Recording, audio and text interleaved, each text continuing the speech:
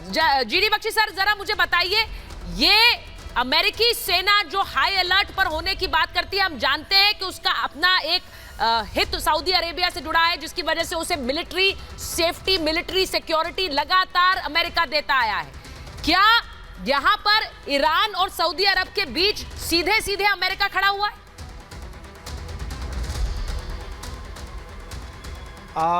देखिए, मैं आपको एक चीज समझाना चाहता हूं। हाल में बाइडन साहब सऊदी अरेबिया गए थे तकरीबन घुटने रगड़ते हुए कि आप दुनिया में पेट्रोल, सस्ता पेट्रोल भर दो ताकि तेल की कीमतें गिरें, रूस को अच्छा खासा आर्थिक नुकसान हो, वो लड़ ना पाए। वहाँ पे ठुकरा दिया उनका ये प्रस्ताव मोहम्मद बिन सलमान, उनके वहाँ जो हैं सऊदी अरेबिया के डिफेंस मिनिस्टर ने, और जो अभी वहाँ के तकरीबन करता धरता हैं, और तब से अमेरिका तिल मिलाया हुआ है।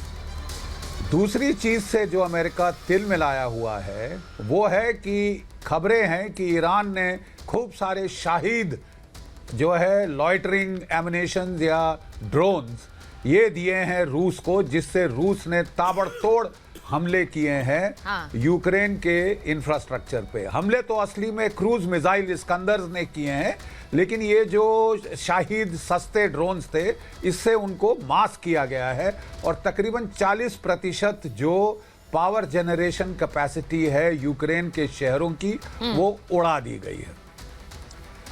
तीसरी चीज, जो रशिया की पार्शल मोबिलाइजेशन 3 लाख फौज की वो कंप्लीट हो चुकी है। वो केवल इंतज़ार कर रहे हैं कि ये जो बारिश का सीज़न है वो ख़त्म हो, और नवंबर में अंदेशा है कि वो भारी पलटवार करेंगे।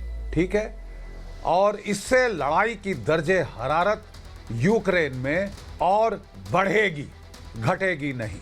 ठीक है, मैं जनरल साहब से पूरी तरह सहमत हूं कि शांति होनी चाहिए, लेकिन क्या शांति होगी?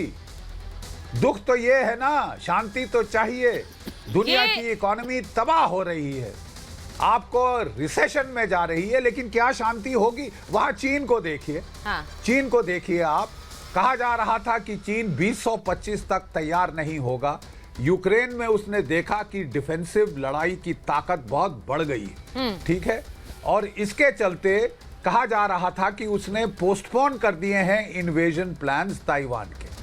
लेकिन साहब, अभी अमेरिकन इंटेलिजेंस आई है कि शी जिनपिंग साहब को 3rd टर्म मिलने के बाद वो फिर स्पीड अप कर रहा है ताइवान के इन्वेजन और सर एक बार फिर से जो रूस यूक्रेन युद्ध की जो एक ताबड़तोड़ मिसाइल पे मिसाइल आहट हमने देखी, और किस तरह से युद्ध शुरू हुआ, उसके बाद एक और युद्ध की आहट हमें दुनिया में 2 मोर्चों से मिल रही है। अब जब मैं ईरान और सऊदी अरब की बात करती हूं तो इस जंग से भी कैसे एक बार फिर से जो बड़ी बड़ी शक्तियां हैं वो आमने सामने, जरा दिखाइए महेश, किस तरह से आमने सामने होंगी, कैसे एक बार फिर पुतिन और बाइडन आमने सामने होंगे, कैसे बाइडन यानी अमेरिका सऊदी अरब के साथ है और रूस ईरान के साथ है। जो बात जीडी बख्शी सर ने कही, जो कामिकाज़ी ड्रोन्स का इस्तेमाल कर रहा है रशिया यूक्रेन में, ईरान ने उसे दिए, और कैसे वो साझेदारी आगे बढ़ रही है। हाई अलर्ट पर अमेरिकी सेना है सऊदी अरब के लिए, वहीं ईरान को सैन्य मदद दे सकते हैं पुतिन यानी कि रशिया।